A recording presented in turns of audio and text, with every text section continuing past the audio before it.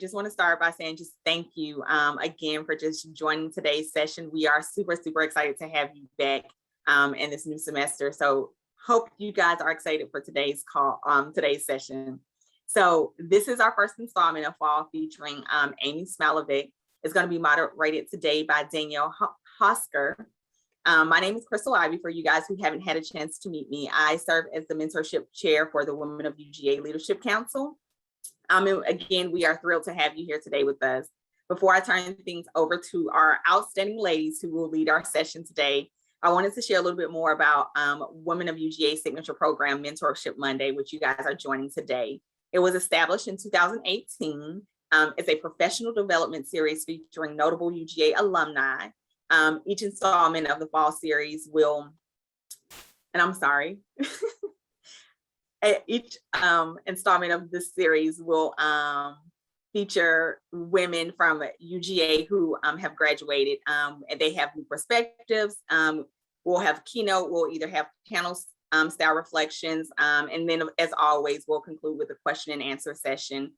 We're excited to continue to provide quality networking and professional development in this virtual format. And again, it sounds like you guys are loving it as well. So we hope that you guys continue to join and participate as well.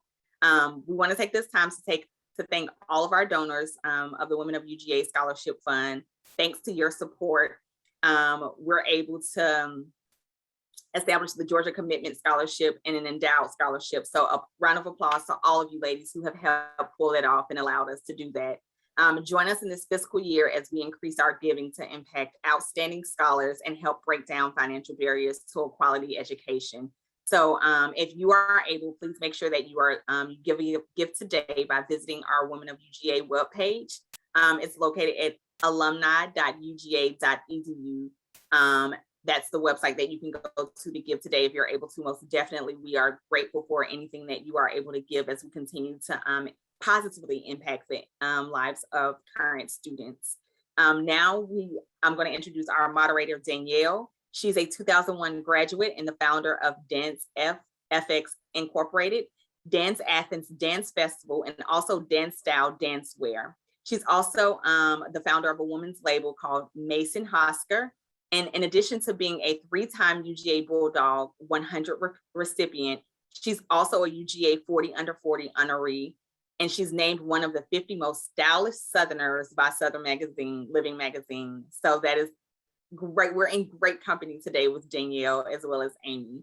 So another thing that I'll add is that she also was a speaker for us in 2019, a part of our Mentorship Monday series. So I'm going to take this time to welcome you, Danielle, and thank you for serving as our moderator and having a fruitful conversation today with Amy. Thank you so much. And I'm going to turn it over to you. Yay. Thank you. Thank you, Crystal. Very kind introduction. And thank you to the Women of UGA for having us today. It feels like Christmas for me to have Amy here and get to hear everything that she has to say. This woman is amazing. So I'm very, very excited.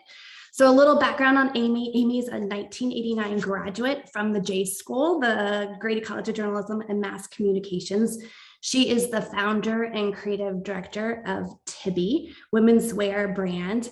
Amy grew up on St. Simon's Island in Georgia and was creatively influenced from an early age by her artist father. In 1997, Amy moved to Hong Kong with her husband, Frank Smilovic, and acted on her entrepreneurial instincts. Surrounded by a vibrant business community in Hong Kong, Amy sourced local fabric markets to bring her sketches to life, and her pieces found an enthusiastic audience and expats. And soon Lane Crawford signed on to be Tibi's first wholesale account. 3 years later, the Smilovics moved back to the United States and established Tibi's corporate operations.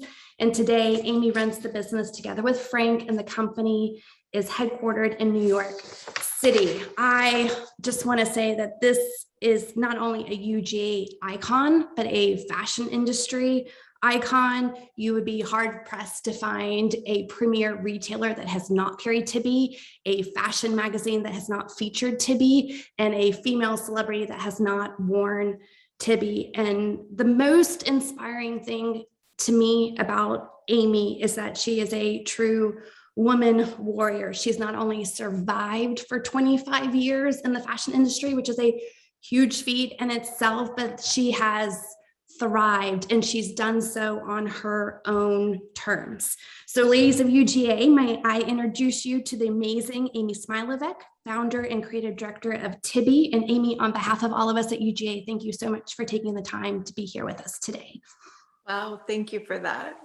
That was very nice intro. So we're going to discuss, I think, a lot of the social media that you guys have done over the past year through your focus on authenticity and storytelling and just do it on the social media platform. But before we get there, can you take us back and tell us why you decided to start Tibi and how you launched this company? I decided to start it because I kind of think I always knew I wanted my own business. And growing up on a small island, I didn't know what that meant.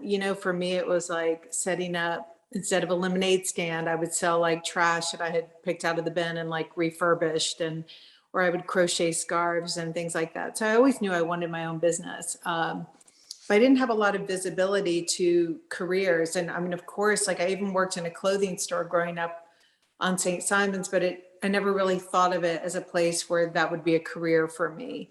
You kind of left the island thinking you would be like a doctor, a lawyer, a psychologist, or an artist, or a banker. Those were kind of the 5 jobs down there, or a teacher. And so when I got to the University of Georgia, I watched a movie called Nothing in Common with Tom Hanks at the time, and he was working at an ad agency. And I was like, oh my God, there's a place that includes like art and business and psychology and all of this. And so I thought that I found the career of my life, and went and signed on to get an advertising degree from Georgia. And I did, and that took me to Ogilvy Advertising right out of school. And then my client was American Express. That led me to American Express. And at Amex, I had the luck to work with a lot of entrepreneurs, getting them to accept American Express. It was like a guy who owned this chain called Books A Million based out of Alabama, and Scott Beck, who had started Boston Market at the time. And it was really cool working with these entrepreneurs. And I was the type that I was constantly coming up with new business ideas, always. Like I always had a little notebook of just new ideas. And so when my husband got transferred to Hong Kong, I just thought, now's the time. Like if I'm ever going to do it, now's the time to do it. I'm going to be in a place also where no one's looking over my shoulder, like I wouldn't have like judgy friends around going, do you really want to do that? And, so that was really nice, just to be able to know that I could go over there and just fail spectacularly, and not everyone was going to like watch me, crash and burn. And so, yeah, so when he got the transfer, I was like, I'm going to leave Amex, and I had saved up some money, and I knew I was going to start a business. And it was more of a pragmatic decision at the time, where I was like, I'm going to be in Hong Kong. I love clothing. I can do numbers. I can do advertising, check. This makes sense. And voila, Tibi. Here we are, 25 years later, hugely successful brand. So let's just, if you don't mind, let's pause for a second. It's Mentorship Monday. It's the Women of UGA. It's women supporting women through this journey. Maybe even before you launched or during the past 25 years, have you had any female mentors along the way? And if so, what has been some of the most significant advice and insight that they've given you? I mean, I actually had the benefit of working with some incredible women at Ogilvy, and then I had my 2 bosses at Amex were female. And, but I think one of the most powerful things for me was actually when I was living in Atlanta at Ogilvy. And I remember I'd heard about this woman, I think her name was Wendy, and she owned her own ad agency, and she was under the age of 30. And I remember I was flying to New York one time to visit my client Amex, and this woman walked onto the airplane, and I remember she was wearing cowboy boots, jeans, and like a white button down. And she sat in first class, and she was this person who owned this agency. And that was the first time where I was like, I don't want to just work for these companies. couldn't imagine wearing cowboy boots in first class, flying to New York and owning your own ad agency. Like, you would just be on top of the world if that happened to you. And so that's kind of when that was a big aha moment for me, that could happen, you know. And then what I appreciate so much about the women that I worked with is none of them ever minced words with me. They were very, very direct. And from day one, and I think this was the beauty of working for some really established companies as well, is, you know, when I showed up to a meeting unprepared, my boss took me aside and said, don't ever come to a meeting unprepared again. And you don't ever come to a meeting when your boss says that to you. And I remember my boss, Amy at American Express, one of my first meetings up there, we had this big meeting, and afterwards I was like, what's an ROI? And she pulled me aside and she was like, it's return on investment. Go buy books on accounting right now. Don't come back until you've like learned. Go learn. And I thank God for that. You know, thank goodness they were not people who went into rooms and said, oh, Amy's not really cutting it, or, you know, they actually spoke directly to you, gave you immediate feedback. And the feedback was to not say ROI is return on investment, and this is what it means. It was go get accounting books now. And so, you know, just being forced to go and learn on my own was just the best. You know, that wasn't necessarily advice, but it was the best thing that someone could have done, was to be direct and then, you know, take the net away from you. And then maybe even give you the confidence to go and launch your own company later down the road. I think that was just, I think that the confidence is a weird thing, because it's not just like, you know, I believe in myself. It's more like, it's a little bit of being delusional. It's a little bit of a real comfort of taking risks. It's a comfort with what worst case scenarios can be. So I think that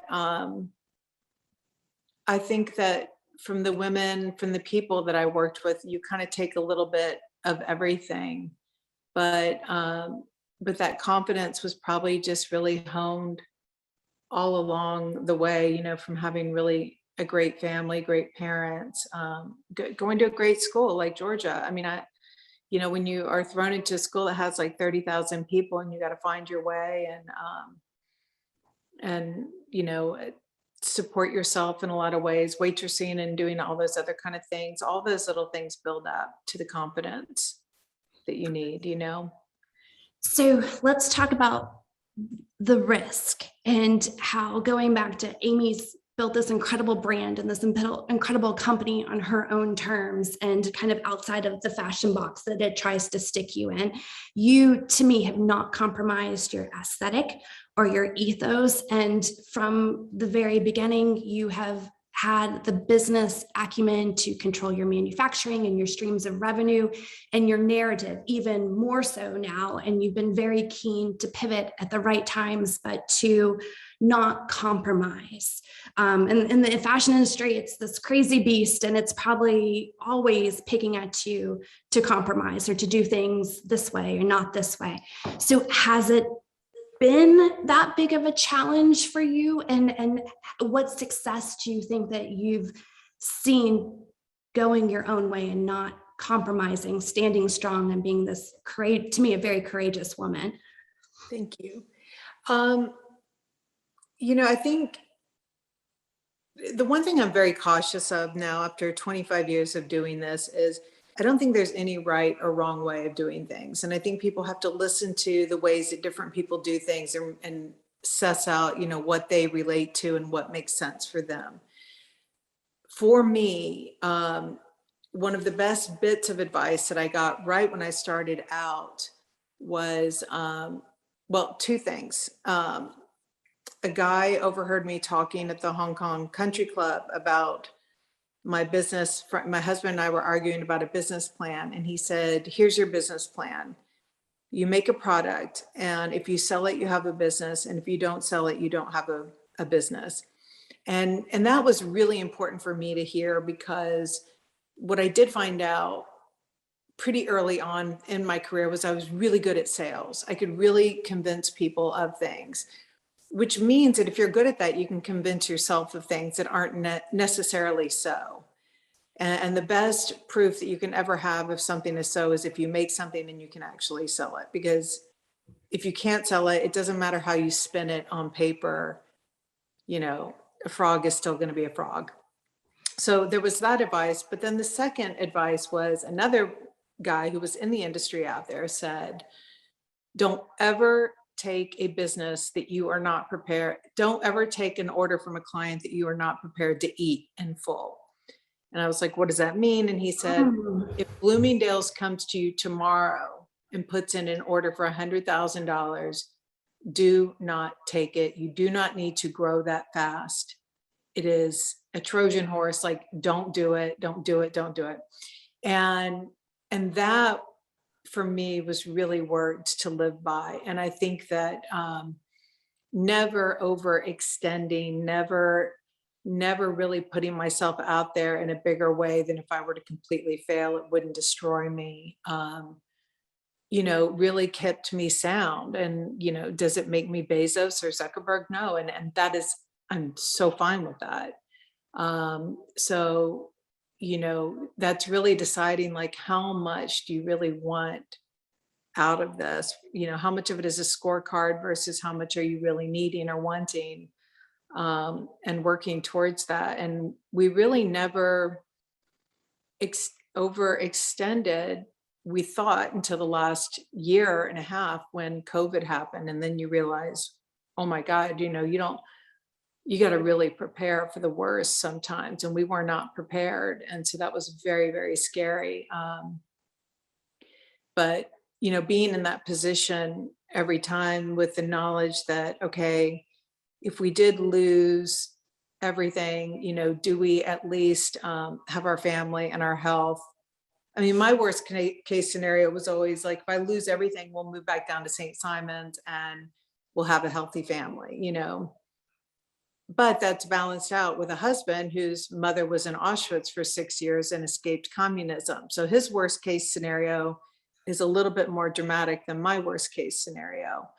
But again, when you're talking about the confidence and everything, I think my knowledge of knowing that health and just being in a safe place, you don't have to have a lot in order to, feel fulfilled. So that would be my worst case scenario. And COVID was kind of the worst case scenario that I don't think anyone really prepared for, except for maybe, whoever. But how did you guys pivot? And when did you first know that something was scary going on? How did you pivot? And can you talk about the success that you guys have achieved from, our worst case scenario? It's come, and I think you found maybe personal and professional success on the other side of this, or at least a silver lining. Well, I think this is where, and again, this is speaking from my point of view, obviously, but being such, when you are so fully present in your company, you're really feeling everything in real time. And that means you have a chance to react to it in real time. And so, for us, for COVID, because we do a lot of production in Asia, the president of my company, she's from Chengdu. My population of my company is probably 25% Asian.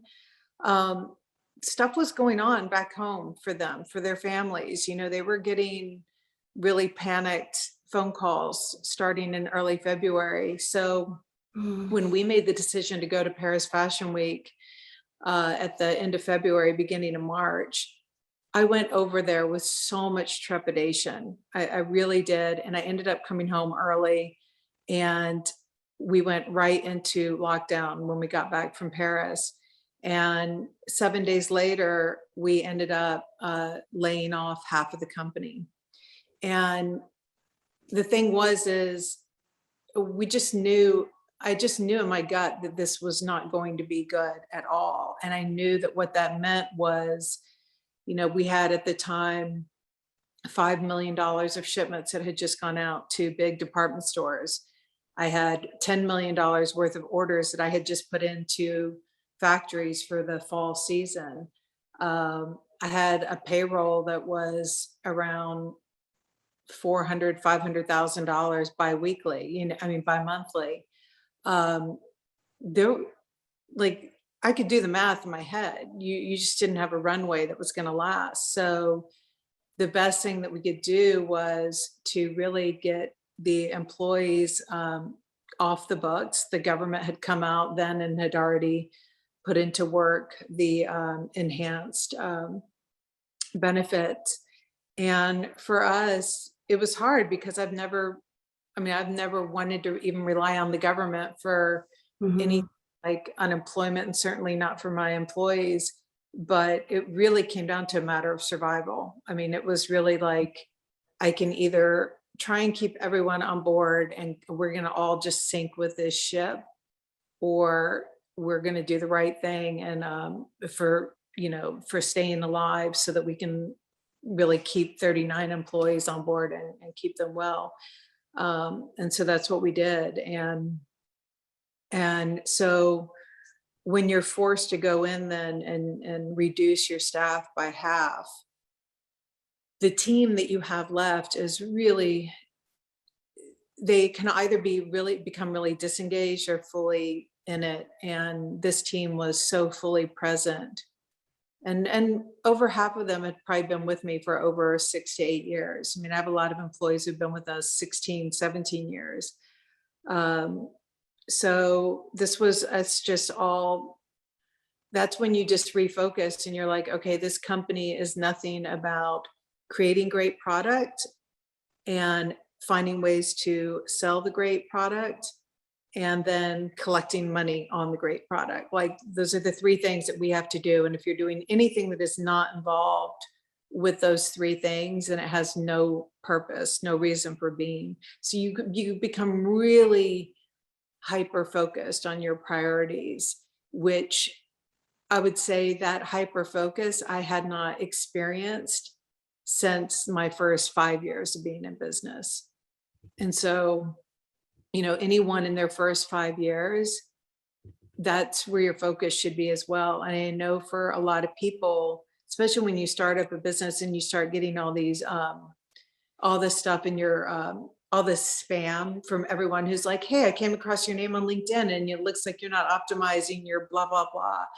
Like, your head gets turned so many different ways. You think so many other people are experts, and really kind of at night, knowing that checklist of what your priorities are is really, really key. You have to stay focused. So let's talk about the focus that you guys did. Tibi has 481,000 followers on Instagram. You personally have over 64,000. And during this pandemic, worst case scenario, you're instinctively aware and pivot and launch Style Class. Can you walk us through your decision to focus on social media at this time and the results? Because it looks amazing and brilliant and exactly what needed to happen when other companies are not recovering from this and you guys are thriving. Well, I think that's when you have to really take stock of what it is that you have to offer. And, whether it's like, just think like David and Goliath, you really have to think about what are the unique attributes that you have because you are so small, because you are present and the one doing your business. And so when, I remember I was literally just on a Zoom call with my art director and Dion, my stylist, and my head of design, and we were just chatting. And I thought, other people would probably like to hear this conversation because it's real. These are all, no one's a talking head for our company here. These are all like the real people who are doing the real work. And so I was like, why don't we just try making this live? Why don't we start engaging other people in these conversations? And so Dion and I just decided, like, let's do the split screen and start talking about style and see where this goes. And this is when, you know, you sit there and for me, I took stock and I thought, well, there aren't many other people who own their own company, a fashion company, who have, you know, you can look at my age as a negative or you can look at it as a positive, you know, and I was choosing to view it through the lens of, you know, I can relate to people who've had children, people who've put kids through school, people who've had husbands whose parents have died, people, you know, just people who've lived overseas or who grew up in the South and married a Czech immigrant, you know. It was like I realized I could talk from a lot of different angles, and so maybe that maturity that in our industry needs to be swept under the rug a lot, maybe that could actually become a real advantage. Mhm. And maybe that maturity would be needed right now, and that maybe even if you are in high school and you're listening to it, you're getting something out of it. You're not presenting this as a line for old people or anything like that. It's just a line for people who really are wanting to come together and just find out how things are done and be curious and have a conversation and try and unpack what style is and how they can get it. And so everything becomes your own artificial intelligence. So like in the past, when we had a social media person, their job was, you know, learn how to like manipulate an algorithm, figure out which posts get the most likes. Well, now for me, someone who does social media has to be able to create content and create it from a very real place, because I don't care about the likes. I mean, like, okay, I'm glad you liked that last week, but you liked it last week. That doesn't tell me what you're going to like next week. So that comes from the gut. So you have to be so in it. You have to be reading all these DMs. And when you're so fully present, then you know what the next turns are to take. You don't get them from a book, and you don't get them from a sell-through report even. You really don't.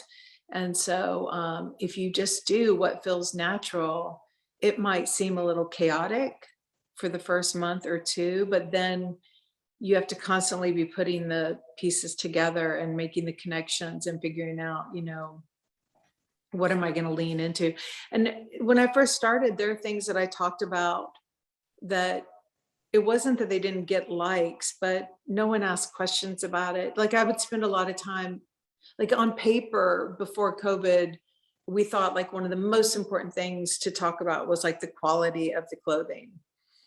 And now when I talk about the clothing quality, people are like, ugh, they assume that the quality is going to be great. They want to talk about like, how's it going to make them feel? Or, you know, are we doing the right thing with who we're having make the clothing? And who are the interesting people that are shipping the clothing for us? They assume that the hemline is going to be balanced, you know, and I don't need to talk about that. And the good thing is I didn't need to wait for an ad agency to tell me that, or, you Mhm. know, a social media person to tell me that, you know, she wasn't getting likes on it. So it really is learning to trust yourself. And the great thing is in social media, you don't get these yes people. You get enough comments back on DMs, and you really do realize what you can trust and run with.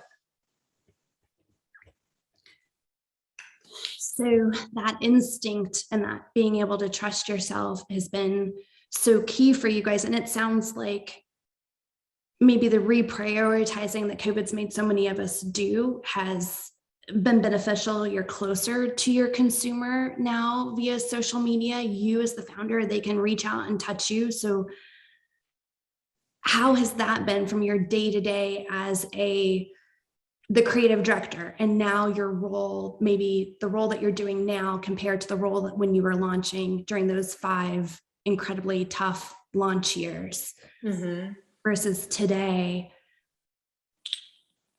Well, I think that in the beginning you were doing what you loved and you were really hoping that you could get other people to love it. but you had no control over building that love. You had to really rely on a department store or a magazine or someone to tell your story. And then for a lot of years, you had to rely on an influencer to tell your story. And it was so frustrating because it was like you built a murder mystery and then you'd walk into a department store and they showed that you killed the wrong person. Like, I'm like, what? This story means nothing. Like it was so, every time I would go to stores, to a department store, I would literally feel sick to my stomach. I hated it so. It was just the worst feeling to me, the worst. And I had no connection with customers at all. And so, you know, moving to, like, when you first start out, you're kind of a little bit blindly arrogant. And this is my designs and you're going to stick with them. Then you move to this phase where you're like, I'm going to really listen to my customers, but the customers for you at that time, they're your stores, and those stores, they are not your customers. Those stores are telling you about their customers. And then you have to figure out, are their customers the type of people that are going to respond to your product? And that is really key, because that's where, I mean, I have so many stores who, stores all the time will write me and they're like, what you need to understand is, you need to really be making sexy clothing. And I'm like, for who? This is not my customer. And they're like, no, I know, but this is our customer. And then you're like, maybe we shouldn't be customers then. And that's okay, because there are other people who are going to respond to what I'm doing. So, it's because department stores can be like really bad relationships. So come in and they're like, I love you so much, now change everything. And they're users. And so I wouldn't recommend them for anyone, and at least stateside, not internationally, but stateside. So I think that being close to the customer has given me so much confidence, and it doesn't give me ideas on what to make, because I still believe in the Henry Ford saying, if you asked a customer what they wanted, they would have said a faster horse.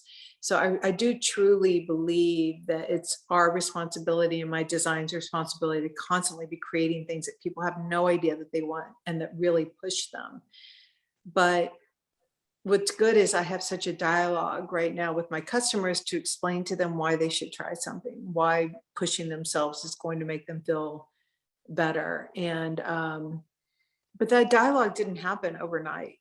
And so you're right, I do have 65,000 followers, but when COVID hit, I think I had like 4,000 followers. That's amazing. Yeah. So that during COVID, that's amazing. Yeah. So that did not happen overnight.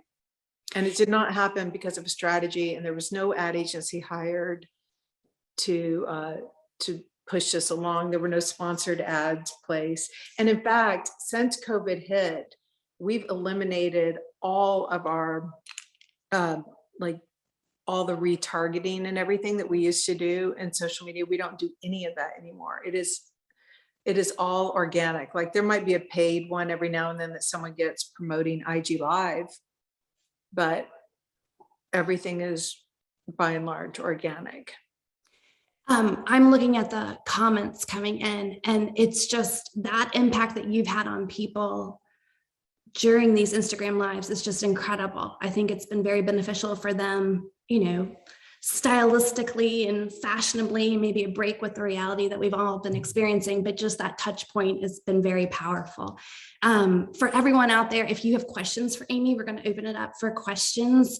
And then while we wait to get some of those in, I do want to talk about, you have coined this phrase, creative pragmatic, functional, but creative. And this, I think, was really in reference to the brand Tibi and the aesthetic that you guys were presenting, but it's obvious that it communicates right into you as a leader and a founder. And I think it's a recipe for success in the fashion industry, but probably cross boundaries. And probably a lot of the women here, we feel like we're, creative pragmatics as well. So thank you for that term. It's very powerful. How did that come about? And has that benefited Tibi from a sales point and revenue generator as well? Well, what's interesting is I remember the moment that the need to create something came about was Emeka, who had been my head of marketing at the time. He had gotten back from Tokyo and he came in and he said, I think we need some type of name to describe what we are so that people can really latch onto it as a community. Mm-hmm. And he said, I was in Tokyo and there was like these something boys, I can't remember what the name was, but he's like, there's a name for like different ways that people dress, and you have like the Harajuku girls, and so he was like, what would our name be if we came up with a name? And I remember I said I came up with creative pragmatist, and he didn't like it right away. Whatever, it was one of those, like, I needed to explain it. I think he wanted something a little more fun or sexy or whatever. But once we started using it, it just became, it was so logical. Like it absolutely said what we were.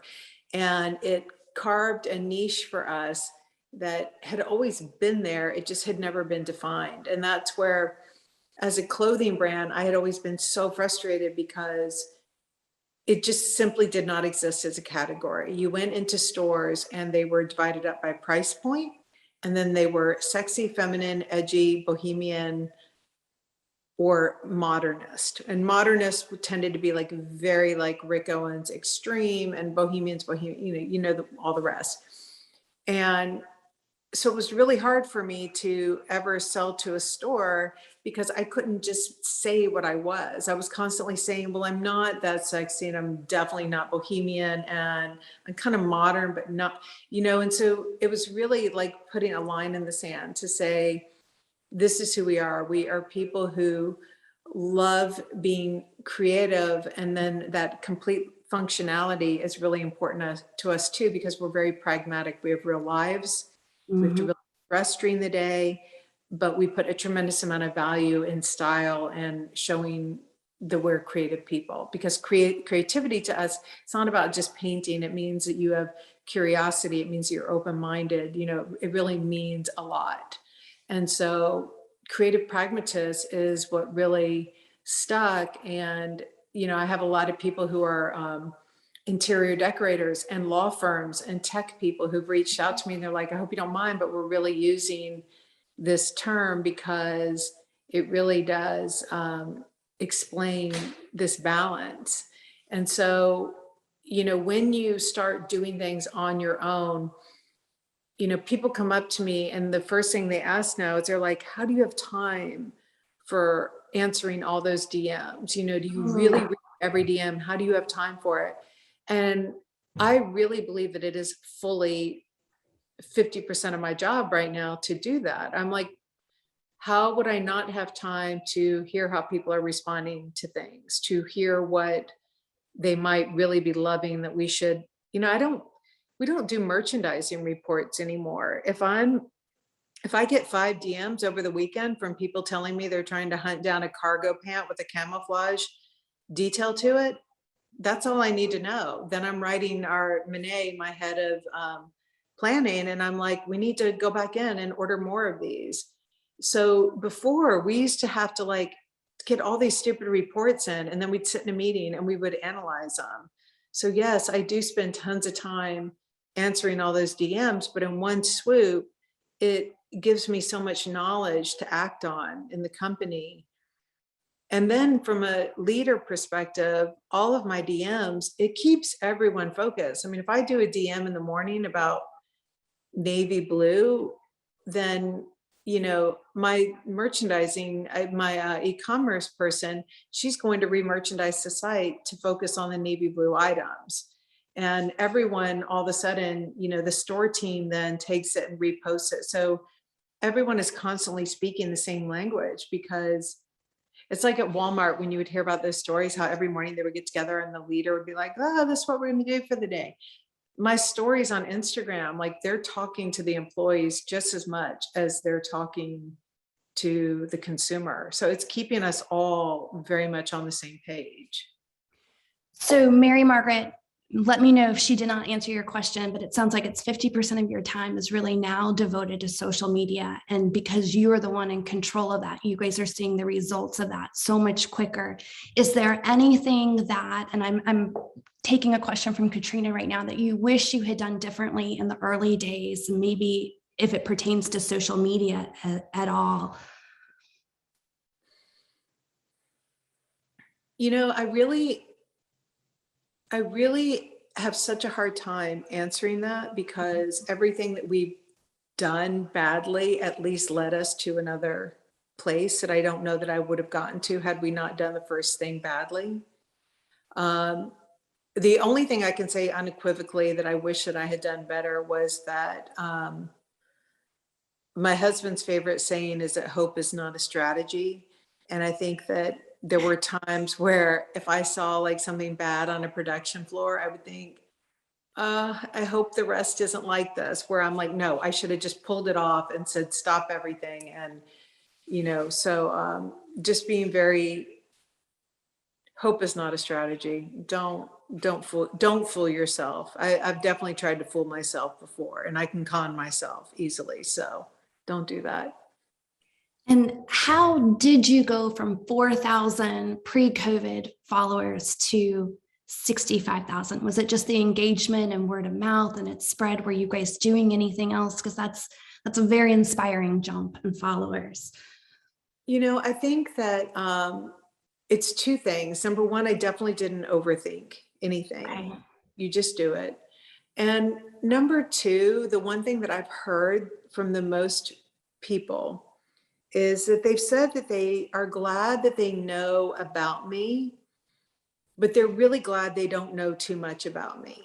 They're glad that I don't share with them what I ate for breakfast, or that, you know, like the amount of oversharing on Instagram is really exhausting. And I think that when someone starts to overshare at a level, whether or not they're intending to do this, it becomes so self-absorbed on their part. And it's such a arrogance to assume that people are just so interested in, you know, whether or not my dog, you know, went to the bathroom or not, whatever it is. And I think that,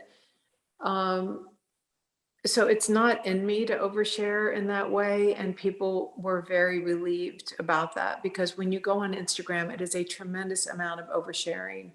And I really try and never post anything where it's like, sometimes you can fall into it. Like we did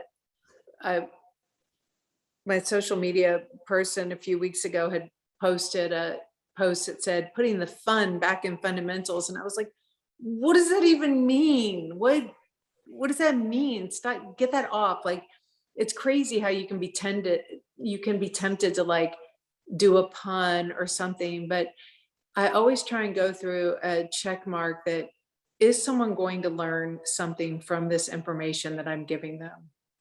And if they're not, or if they're not going to really maybe laugh hard, but if they're going to laugh hard, it's really because I'm wanting them to like watch movies like Fletch or Clueless or something like that. But it's like, are they going to really learn something from this? Are they going to get something of value out of it? And no one gets anything out of value of knowing like what I ate for breakfast.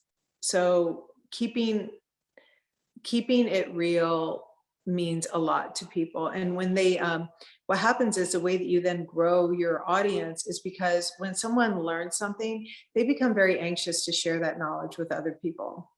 And so that's when people would screenshot what I wrote and then they would repost it. And people get excited to learn something. They want to share good news, and people want to share shitty news, but they also want to share good news or good things. And the authenticity, I think, is very powerful, in line with what it's just a very powerful message that you guys are putting out. There's again, it's a really unique position that people are in right now. Mm-hmm. big companies by definition cannot be authentic. This is your David and Goliath moment, if there ever was one. Authenticity is most important. Anyone starting out has that in spades. So, okay, let's go with that. I think it's Hannah Davidson. She's in the process of starting her own clothing brand. What amount of product sales do I need prior to approaching investors for first round fundraising? And before this, we kind of talked about Amy's brand, Tibi, is incredibly powerful to me because they have not taken on fundraising. And can you talk about the pros and cons of taking on an investor and how you guys have steered and controlled your growth? I think it's a very powerful message that a lot of people need to hear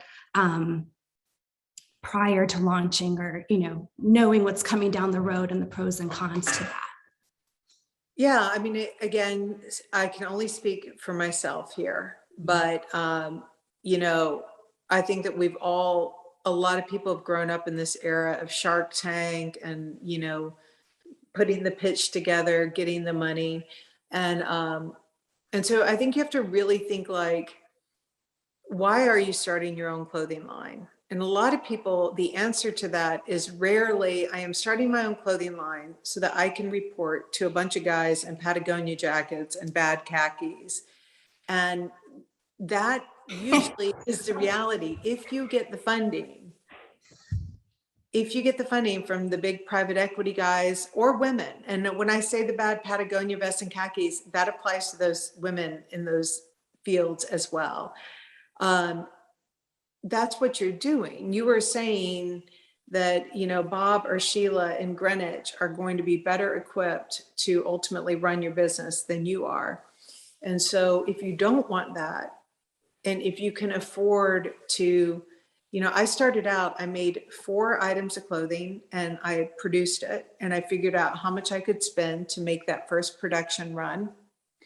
And then I sold it, and then I made more, and then I sold it, and then I made more. And, you know, there's this company, I was asking that store Heary's in Athens about this company called Royal Highness. It's a crazy name, but I don't know if you guys are familiar with it. And it's a sleepwear line. And I don't have any information on the company. I think they're privately owned. They're in Flintstone, Georgia. But what I want to say about them is they only make white pajamas, and they make white pajamas. I know this because the white cotton threads stay the most pure, the most softest. It's a way to make sure that you get the highest level of quality. And those pajamas, they only make like 4 styles, and they last forever. And I see them, when you go on their site, they've got like 400 points of distribution with this like handful, like these 5 items. So I just think that, you know, really get realistic with yourself of what is it that you want and how soon do you have to have it. And when you're doing that, remember that you are likely to live until you're 80. So make good decisions now so that when you are my age, I'm not 80, but when you're my age, that you can really live with those decisions. And it's not, you know, it is a marathon. It is not a sprint for me. And that is what I would have really told my starting out self, that this idea of creating the magic pitch for those guys is, I mean, they'll say some crazy crap to you, you know. I've never ever had a meeting with a group of investors where I walked out of it thinking I'm a better person for that and I really learned something. I haven't. It's really confirmed, like, I'm so glad we're not in bed with these guys, literally. Okay, so I'm going to switch gears and go to another question, but we might come back to this because I'm just so enamored with all that. But so Hillary asked, are you going to remake the sculpted sweatshirt you're wearing? I'm dying for it. Yes, we are actually. Yay! And again, this is one of those, but you know, this is the world of DMs. Like when I did this a while back, it was not a great seller, and I've worn it on a bunch of IG lives now, and people are always like, if you don't remake that, I'm going to kill you. So yes, we are, and it's shipping in November. And any advice from Lee on what to wear to UJ Clemson games, factoring the heat and a 7:30 kickoff? Yes, I would wear a pair of nylon joggers, a really cool t-shirt, a blazer, and a baseball cap. Okay, go through that one more time. Like, I would wear nylon joggers, a okay, really cool t-shirt, but a blazer and a okay. baseball cap. Because a blazer you can take off when you're doing the tailgating. Anyways, that's my Arkansas uniform that I just laid out for you. So Bravo. I speak from experience. What other questions do you guys have for Amy before we go to small group? If you don't mind messaging them, I can pick them up. And then Amy, what have we not touched on that you want to convey, or just drop a little hint to all of us out here in Zoom world? Probably women that are climbing the corporate ladder and balancing motherhood and being a wife and being everything to everyone. And some of us even thinking about launching new businesses. Anything that we've missed that you would like to touch on? I just can't be emphatic enough, though, about the idea of just doing it.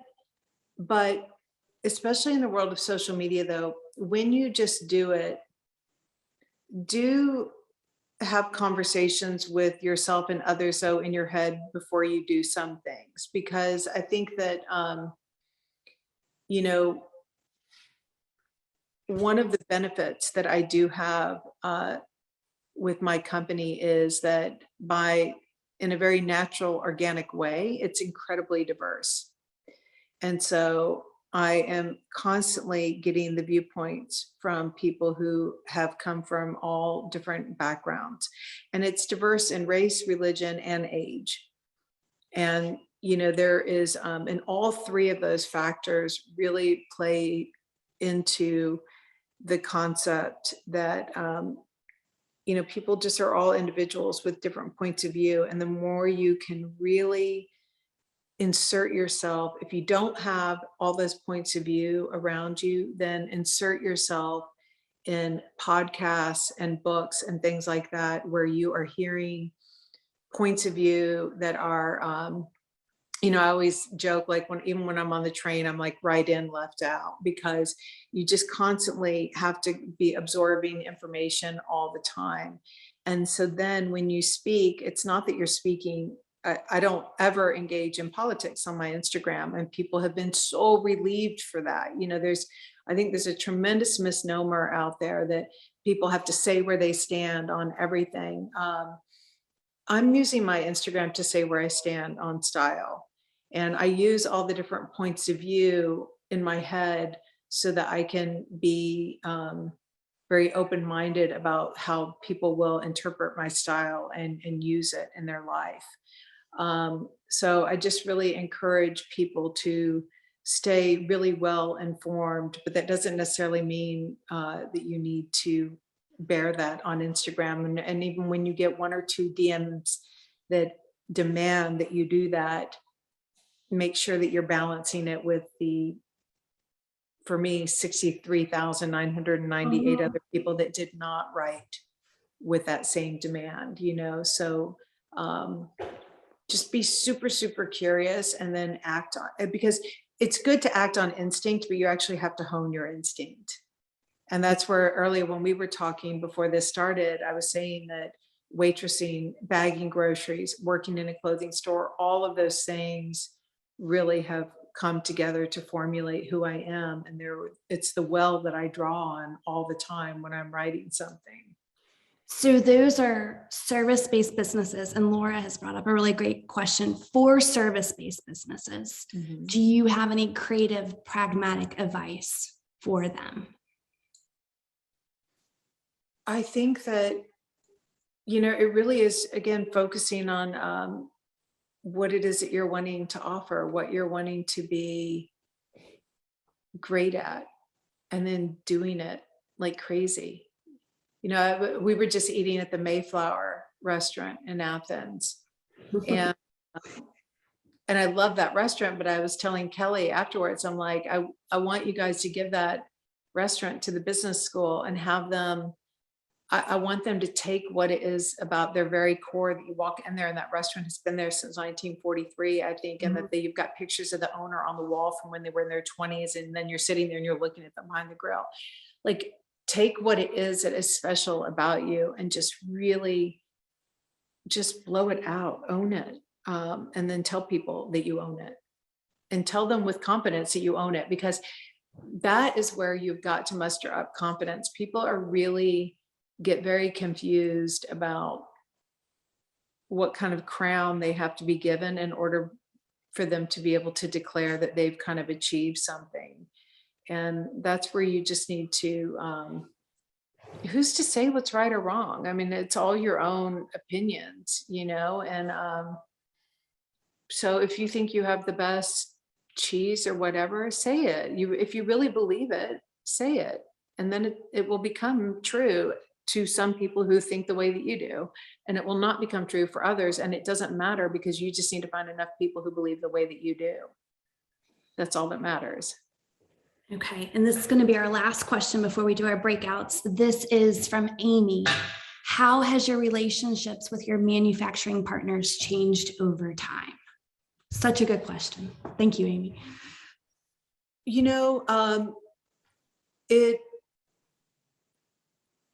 It's changed over time in that there's more and more mutual trust, especially after COVID, because I think that us being present and working out payments and everything with them was really critical, because you came from this industry. I mean, there are a lot of designers who burn through factories. There are a lot of designers whose production teams have no other bigger responsibility than to take a sweatshirt and go out and find the cheapest, best way to manufacture it.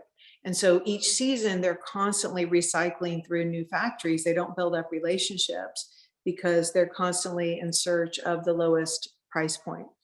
And for us, we have never done that, because the unease of not knowing each season who's going to be, I would rather, I don't want my factories to hear this, but I'd rather pay double to a factory and have the knowledge that I know them and I can count on them, and I know Danny and Lee or whoever is at the factory. I wouldn't trade that for the world. So, really choosing a factory, training them on what you want and need, and sticking with them is key. So now if I do need a really good price on a sweatshirt for whatever reason, because I need to sell it at a lower price to the consumer, then you sit down and you say, well, okay, if we do this sweatshirt at this price, I'm going to charge me double for this jacket where I have a much higher margin, and we can split the difference and work it out. And so you have to really be able to negotiate with the factories as humans who are in business just like you're in business, and you have to treat them like humans. And that hasn't changed, because I think starting out in Hong Kong with Benny and Ivan at the factory, and those were their English names, but it was face to face. I wasn't going to not pay them and run. I mean, I had eye contact with these people. So, and the factories have evolved, because things like sustainability and everything, these are big, important factories. So our big, important causes are important to them too.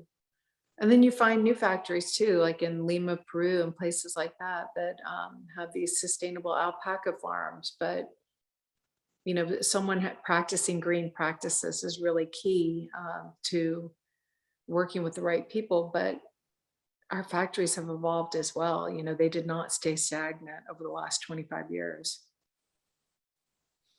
So we are going to wrap up and go into breakout sessions now, but I personally just thank you. This has been so incredible. I'm going to have to go back and rewatch it. There was an infinite amount of really good insight and advice, and I thank you. And thank you guys all for the questions. These were wonderful. And to Francis and the UGA team, thank you for giving us Amy. That was awesome. Okay, so I think we're moving into breakout, and I'll let you guys take it from here. Thank you guys, Danielle and Amy. Round of applause and an awesome, awesome way to start our work week on a Monday, as well as kick off everything for Mentorship Monday. So thank you again, ladies, for just taking the time to have this conversation with us. We walked away with a lot of great nuggets from you, Amy, and I am forever grateful for it. As Danielle mentioned, we are about to get ready to go into our breakout sessions. For those of you who are joining, I know we are a little bit over, but wanted to take the time to put in a plug for the upcoming Mentorship Mondays that we have. So they are going to be on September 20th, October 18th, and November 15th this semester. So make sure you save those dates. Of course, you'll get more information as that time gets closer, but we do know that for September 20th, our speaker will be Germanique Ulcer. She's the managing director of social impact for the Lucas Museum of Narrative Art, and that is Lucas as in George Lucas. So she'll be joining us out of Los Angeles and speaking to you about owning your power in negotiations as you transition in your professional career. So just make sure you mark your calendars for those upcoming events. And then as we think about things outside of the Women of UGA, we do have some events coming up, one being the Black Alumni Homecoming on October 16th. As well as UGA Night at the Braves on September 30th. So essentially, no matter where you are, you're able to tune in to us here for these sessions, but then also reach out to any local chapters to see if they're going to have any game watching parties, things of that nature, and keep in mind the things that we just shared with you guys. And always follow us on UGA Alumni Association and Women of UGA on social media. So Instagram and Facebook, you can find us there. Again, for those of you who will be staying with us for breakout sessions, stay for a little bit longer so we can get put into those breakout sessions. For everyone else that has to leave us during this time, thank you again for joining, and we look forward to seeing you all at our next session. Hope you guys got a lot out of today's session. Thank you. Okay, go Amy.